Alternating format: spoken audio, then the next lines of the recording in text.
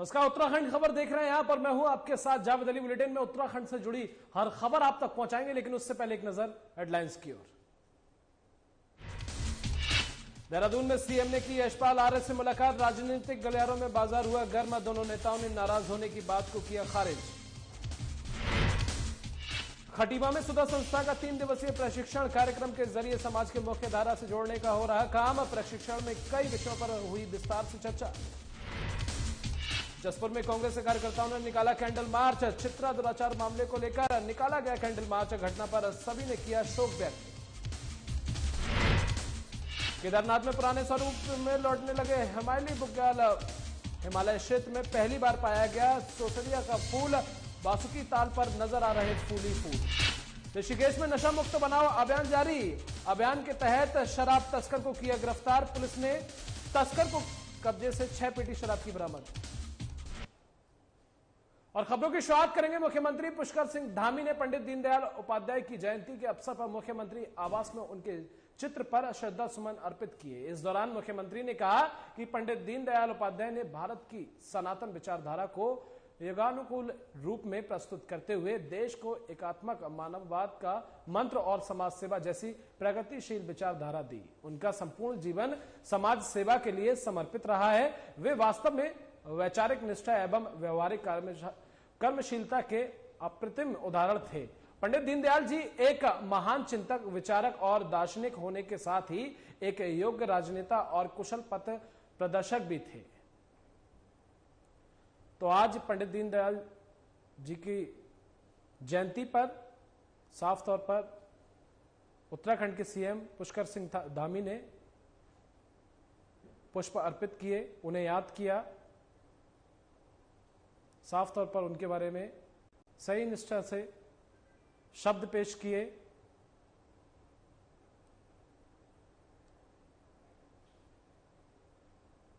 Pandit Deendayal Upadhyay park में BJP के कार्यकर्ताओं ने पंडित दीनदयाल उपाध्याय की 105वीं जयंती पर उन्हें याद किया और उनके बताए मार्ग पर चलने का संकल्प लिया है। इस अवसर पर बीजेपी मसूरी मंडल अध्यक्ष मोहन पेटवाल ने कहा कि पंडित दीनदयाल उपाध्याय के बताए मार्गों पर चलकर ही देश को आगे बढ़ाया जा सकता है। आज हमें संकल्प लेना होगा कि हम पंडित दीनदयाल उपाध्याय के बताए मार्ग पर चलें और देश को मजबूत बनाएं। साथ ही पंडित दीनदयाल उपाध्याय हमेशा से हिंदू राष्ट्र और हिंदुओं के अधिकारों को लेकर सजग रहे हैं। आज पूरे देश में पंडित दीनदयाल उपाध्याय की जयंती मनाई जा रही है और इसी क्रम में आज मसूरी में भी विभिन्न कार्यक्रम आयोजित किए जा रहे हैं।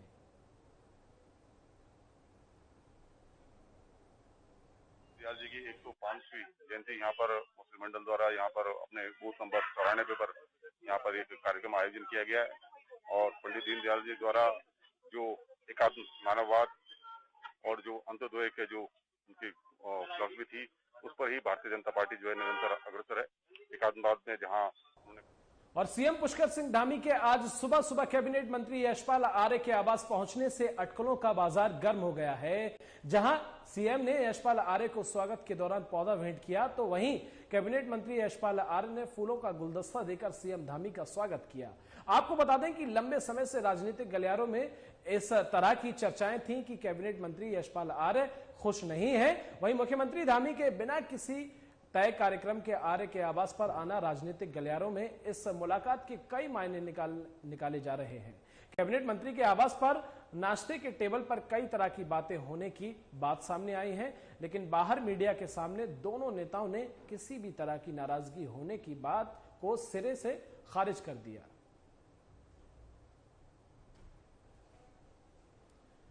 कोई गिले शिकवे की बात नहीं है। जब मैं छात्र राजनीति में था, बहुत छोटा था, तब से आदरणीय यशपाल जी को मैं देखता आया हूं और वो जिस विधानसभा से मैं अभी विधायक हूं, वहां के आज से 30 साल पहले आप विधायक होते हैं।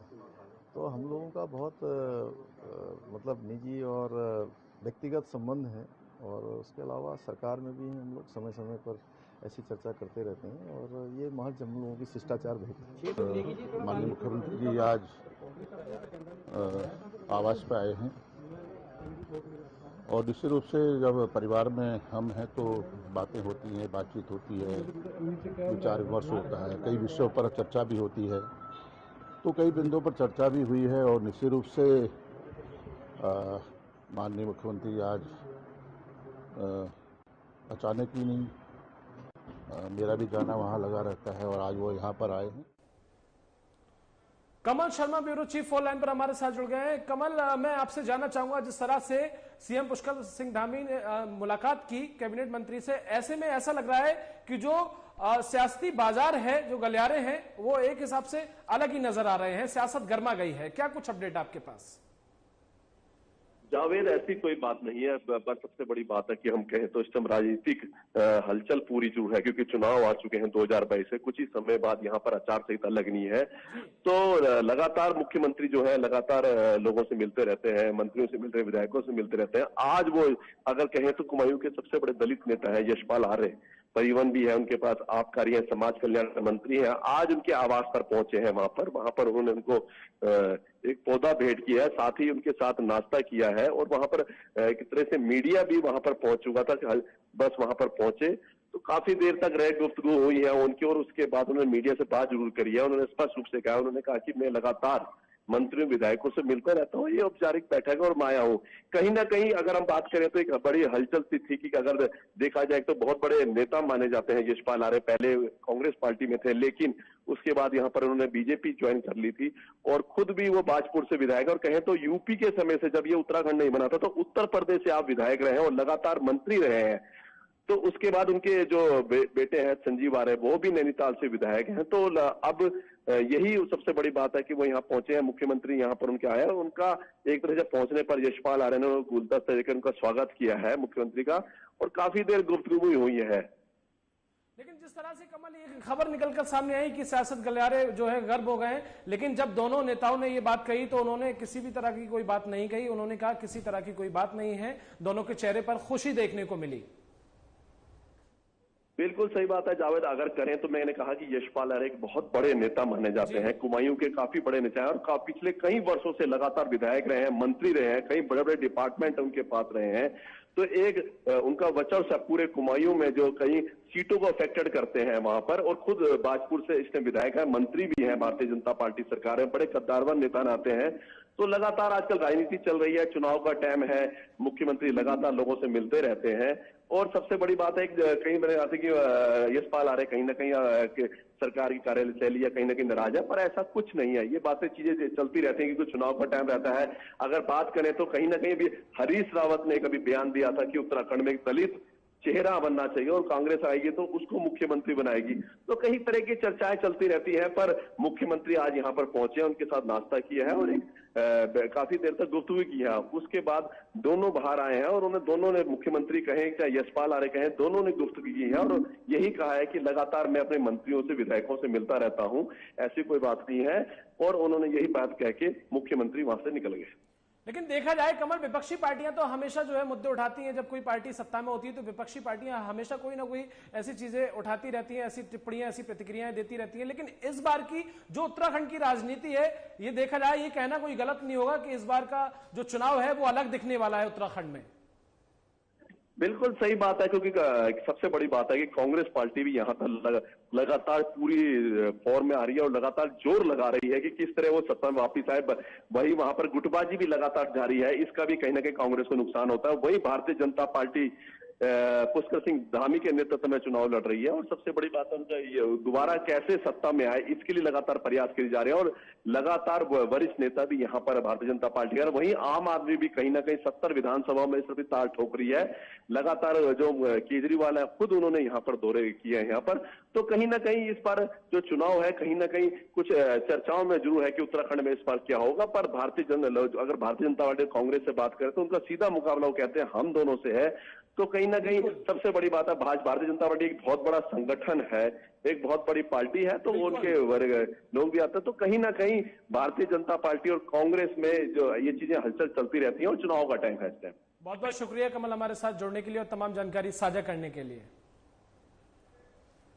और खबरों में आगे बढ़ेंगे। अब खबर देहरादून से है, जहां कांग्रेस प्रदेश अध्यक्ष गणेश गोंदियाल ने कांग्रेस भवन में प्रेस वार्ता की। वहीं प्रेस कॉन्फ्रेंस में गोंदियाल ने भ्रष्टाचार के मुद्दे पर राज्य सरकार को घेरा और कांग्रेस प्रदेश अध्यक्ष गणेश गोंदियाल ने कहा कि कुंभ फर्जी कोरोना टेस्टिंग घोटाला में सरकार ने कुछ नहीं किया। एक घोटाले को अंजाम दिए जाने के लिए योजना तैयार की जा रही है। सरकार छात्रों को लैपटॉप दिए जाने को लेकर घोटाले की तैयारी की जा रही है।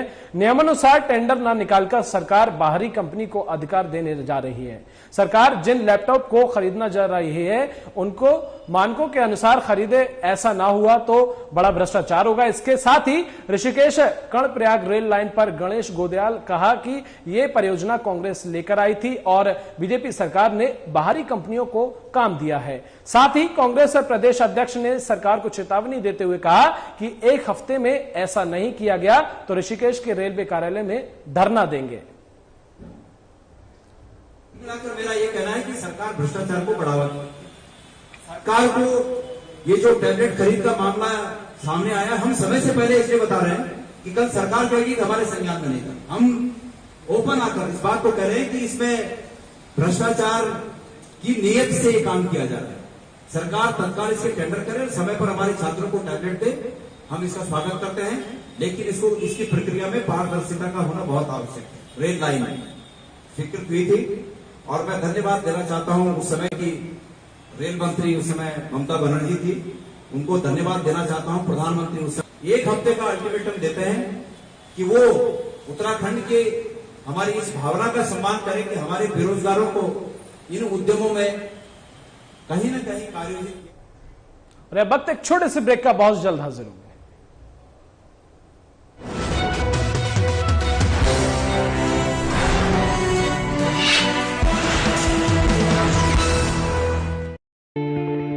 हेमकुंड साहिब की यात्रा 18 सितंबर से शुरू हो चुकी है।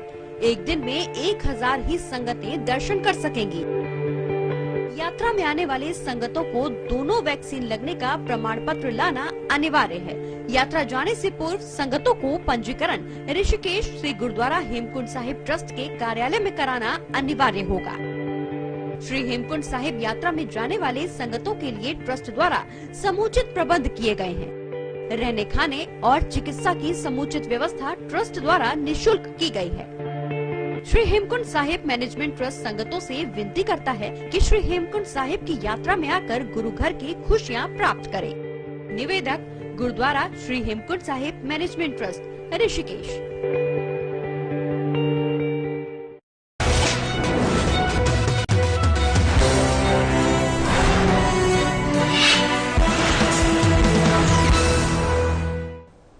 अब ब्रेक के बाद एक बार फिर आप सभी का स्वागत है। खबरों में आगे बढ़ेंगे। केजरीवाल की रोजगार गारंटी को घर घर तक पहुंचाने के लिए अब आम आदमी पार्टी ने कर्नल अजय कोठियाल के नेतृत्व में आज से रोजगार गारंटी यात्रा का आगाज नैनीताल विधानसभा से कर दिया है। आपके वरिष्ठ नेता ने रोजगार गारंटी यात्रा का फ्लैग ऑफ किया है। वहीं रोजगार गारंटी यात्रा को लेकर युवाओं में भारी जोश है। वहीं आम आदमी पार्टी के मुख्यमंत्री पद प्रत्याशी कर्नल अजय कोठियाल ने नैनीताल आगमन पर मां नयना देवी मंदिर में मां के दर्शन कर पूजा अर्चना की। प्रेस से वार्ता करते हुए उन्होंने कहा कि आम आदमी पार्टी ने जो कदम रोजगार बिजली गारंटी हुई है, ऐसे में क्या लगता है इस बार के चुनाव पर इस यात्रा से, इस रोजगार यात्रा से कितना असर देखने को मिल सकता है? जी जावेद, बिल्कुल अगर बात करें तो आज जो है जो आम आदमी के सीएम प्रत्याशी हैं कर्नल अजय कोठियाल, वो नैनीताल पहुंचे और जहां उन्होंने सबसे पहले जो है मां नैना देवी में मंदिर में पूजा अर्चना की और वहां से आज जो आम आदमी पार्टी की जो रोजगार यात्रा है उसका भी आज कर्नल कोठियाल ने फ्लैग ऑफ किया और 70 विधानसभाओं में जो है ये बेरोजगार यात्रा जो है पूरे 70 विधानसभाओं में आम आदमी पार्टी आज से इसका शुभारंभ किया और 70 विधानसभाओं में ये रैली यात्रा निकाली जाएगी और इसमें करीब जो है 300 नुक्कड़ सभाएं और करीब 60 अधिक जनसभाएं और रोड शो जो है हर दिन होंगे। ये 25 सितंबर आज से और 3 अक्टूबर तक जो है ये रोजगार गारंटी यात्रा जो है 70 विधानसभाओं में होगी। इसमें ज्यादातर तो जो कुमाऊं रीजन के जो जनपद हैं, जो तराई क्षेत्र है, आज नैनीताल विधानसभा क्षेत्र के आसपास होगा। कल ऐसे ही जो है भीमताल, बागेश्वर, तमाम ऐसी जगहों पर जो है आम आदमी पार्टी रोजगार गारंटी यात्रा निकाले, युवाओं को अपनी ओर आकर्षित करने का काम करेगी। सबसे बड़ी बात जावेद इसमें यह है कि जब यहाँ पर जो आपके संयोजक है दिल्ली के मुख्यमंत्री अरविंद केजरीवाल जब यहाँ उत्तराखंड दूसरी बार पहुंचे थे, तो उन्होंने रोजगार लेकर जो है यहाँ पर कई घोषणाएं की है, कई वादे किए हैं कि हर 6 माह में जो अगर आम आदमी की यहाँ पर उत्तराखंड में बनती है तो 6 माह में वो करीब जो है 1 लाख रोजगार देंगे। जो है बेरोजगारी भत्ता 5000 जो है जब तक रोजगार नहीं मिल जाता है बेरोजगारों को, उनको 5-5 हजार रुपए जो है हर महीने बेरोजगारी भत्ता देंगे। तो ऐसी तमाम घोषणाएं की है, जिसके लिए आज आप पार्टी के जो सीएम प्रत्याशी हैं कर्नल कोठाल, उन्होंने जो रोजगार यात्रा जो है निकालने की आज शुभारंभ किया है। बिल्कुल विकास, यहाँ पर एक सवाल और अहम हो जाता है, चूंकि कोविड के चलते या फिर बहुत सी ऐसी आपदाएं उत्तराखंड के अंदर आई या फिर देश भर में आई, जिससे कि जो युवा थे वो बेरोजगार भी हो गए और पहले से भी उनके पास कोई रोजगार नहीं था। अब आम आदमी पार्टी ने जैसे जैसे चुनाव नजदीक आ रहा है इस रोजगार गारंटी यात्रा की शुरुआत की है और ऐसे में युवाओं से जो है वादा भी किया है, अब कोई भी युवा जो है बेरोजगार नहीं रहेगा, सभी को रोजगार मिलेगा।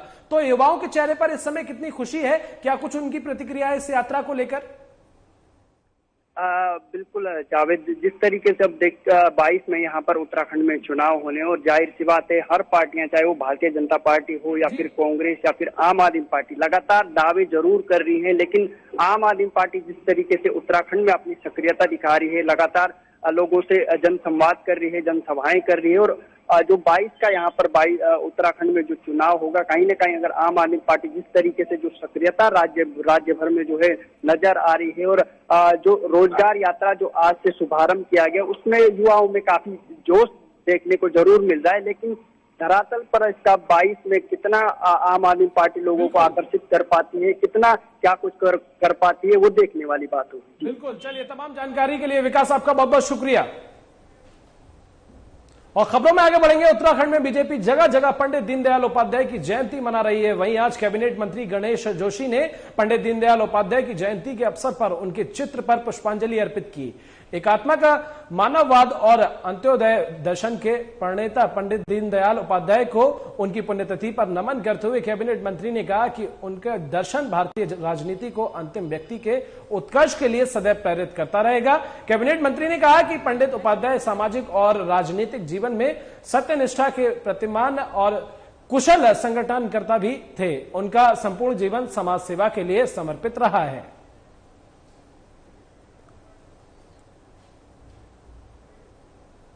और आज पूरे भारत वर्ष में पंडित दीनदयाल उपाध्याय का 105वां वर्षगांठ मनाया जा रहा है। वहीं आज रुड़की के शिवपुरम में विधायक देशराज कर्णवाल और बीजेपी के कार्यकर्ता द्वारा पंडित दीनदयाल उपाध्याय का जन्मदिन पुष्पांजलि अर्पित कर मनाया गया। वहीं जन्मदिन में मौजूद रहे झवरेड़ा के बीजेपी विधायक देशराज कर्णवाल ने बताया कि आज पूरे देश भर में पंडित दीनदयाल उपाध्याय का जन्मदिन मनाया जा रहा है और भारतीय जनता पार्टी हर एक बूथ पर पंडित दीनदयाल उपाध्याय का जन्मदिन मनाने का काम कर रही है। बाबा साहेब अंबेडकर, डॉक्टर श्याम प्रसाद मुखर्जी और भारत मां के फोटो के सामने जगह जगह दीप भी जलाए जा रहे हैं। आज पंडित दीनदयाल उपाध्याय जी की जयंती है और भारतीय जनता पार्टी के साथ साथ इस देश का गरीब नरेंद्र मोदी जी के नेतृत्व में और आज पंडित दीनदयाल उपाध्याय जिन्होंने अंत्योदय की बात की, बाबा साहब भीमराव अंबेडकर जी और पंडित दीनदयाल उपाध्याय जी के पद चिन्हों पर चल करके आज भारत मां परम वैभव की ओर जा रही है। और ऑल इंडिया केंद्रीय गुरु सिंह सभा के राष्ट्रीय अध्यक्ष तरविंदर सिंह मारवा ने 27 तारीख को संयुक्त किसान मोर्चा के आह्वान को लेकर एक प्रेस वार्ता की। वार्ता में उत्तराखंड की जनता से 27 तारीख को भारत बंद के समर्थन के लिए अपील भी की और कहा कि पूर्ण रूप से 27 तारीख को भारत बंद करने में सहयोग करें और 2 अक्टूबर को रुद्रपुर से किसान मैदान में सभी विधानसभाओं के किसान इकट्ठा, रुद्रपुर से गाजीपुर किसान आंदोलन के लिए एक किसान हल्ला बोल किसान रैली के साथ कूच करेंगे। वहीं राष्ट्रीय अध्यक्ष तरविंदर सिंह ने कहा कि 26 सितंबर को रुद्रपुर गल्ला मंडी में एक किसान महापंचायत रखी है जो धान की खरीद और कच्चे आड़तियों को लेकर किसानों की जो समस्याएं आती हैं, सभी किसान मजदूर भाइयों से अपील है कि पंचायत में ज्यादा से ज्यादा संख्या में कल रुद्रपुर पहुंचे। उसका ऑल इंडिया केंद्रीय गुरु सिंह सभा की तरफ से गुरुद्वारों के जितने अधीन हमारे यहाँ सब उसका स्वागत कर रहे हैं और उसका पूरा सहयोग दें। दूसरी बात, कल हम रुद्रपुर में एक महापंचायत और बिना ई पास के केदारनाथ धाम की यात्रा पर आ रहे यात्रियों को आधे रास्ते से ही वापस लौटाया जा रहा है। अभी तक बिना ई पास के पहुंचे 900 से अधिक यात्रियों को गुप्तकाशी और सोनप्रयाग अगस्त यमुनी से वापस लौटाया जा चुका है, जबकि यात्रा पर आने वाले यात्रियों की सीमित संख्या 800 होने के कारण स्थानीय लोगों को भी रोजगार नहीं मिल रहा है। जगह जगह होटल लॉज खाली हैं। ऐसे में केदारनाथ यात्रा से जुड़े होटल लॉज संचालकों ने 27 सितंबर को केदार घाटी बंद करने का निर्णय लिया है। 27 सितंबर को केदार घाटी के सभी होटल लॉज और दुकानें बंद रहेंगी। सरकार ने यहाँ पर यात्रा शुरू करी है, इसमें सबसे ज्यादा सरकार ने जो ई पास की अनिवार्यता करी है, इसके कारण यहाँ पर यात्री पहुंच नहीं पा रहे हैं। ई पास जो कि यहाँ पर लिमिट सरकार ने 800 की रखी है, इसके कारण यात्रियों को बड़ी परेशानी हो रही है। जिन यात्रियों के पास ई पास नहीं है उनको आधे रास्तों से वापस भेजा जा रहा है। ये माननीय हाईकोर्ट के आदेश के क्रम में और उत्तराखंड शासन द्वारा जो SOP जारी की गई थी, तो उसी के अनुसार 18 सितंबर से श्री केदारनाथ धाम की यात्रा स्टार्ट कर दी गई है। इसमें जो भी श्रद्धालु आ रहे हैं उनके लिए ऑनलाइन पास की व्यवस्था की गई है। दिन में लगभग 800 लोगों को ही ई पास दिए जा रहे हैं। तो इसमें पुलिस की तरफ से पूरी व्यवस्था की गई है। हमारे 6 जगह पर बैरियर्स स्थापित हैं, जहां पर कि अलग अलग रूट से आने वाले लोगों की चेक। उधर ग्रामीण विकास मंत्रालय भारत सरकार के तत्वाधान में प्रसार प्रशिक्षण केंद्र रुद्रपुर के प्रायोजन में society for Uttarakhand development and Himalayan action द्वारा राजकीय जूनियर हाई स्कूल खिलाड़ियों में जेंडर बजटिंग संवेदीकरण विषय पर 3 दिवसीय प्रशिक्षण कार्यक्रम का आयोजन किया गया। इस कार्यक्रम को कराने का मेन उद्देश्य यह है कि गांव में रह रहे जो हमारे विकास कार्य योजनाओं को बनाने में जो सहायक लोग होते हैं, उन लोगों का प्रशिक्षण कार्यक्रम रखा गया है, जिसमें हमारे आशा आंगनबाड़ी कार्यकर्ता हैं और हमारे वार्ड सदस्य हैं। बाकी NRLM की जो हमारी मेन जो पदाधिकारी हैं, SSG के या CRPs हैं, उन लोगों का कार्यक्रम ये रखा गया है। उधर जसपुर में कांग्रेस कार्यकर्ताओं ने चित्रा दुराचार मामले को लेकर कैंडल मार्च निकाला है। बता दें कि ये मार्च जसपुर पृथ्वीराज चौहान चौक से शुरू होकर सुभाष चौक तक निकाला गया है। इस घटना पर शोक भी व्यक्त किया गया। वहीं युवा कांग्रेस के प्रदेश प्रवक्ता शुभचंद ने कहा कि 6 साल की बच्ची के साथ दुष्कर्म हुआ है, जो कि बहुत ही गलत है। उसी को लेकर ये कैंडल मार्च निकाला गया।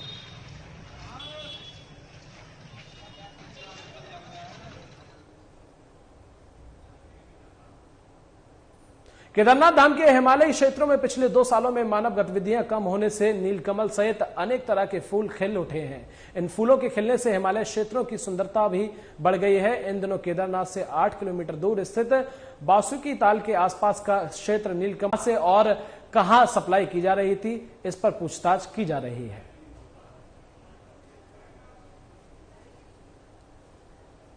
और इसी के साथ उत्तराखंड के इस बुलेटिन में बस इतना ही। देश और दुनिया की तमाम खबरों के लिए आप देखते रहिए साधना प्लस न्यूज।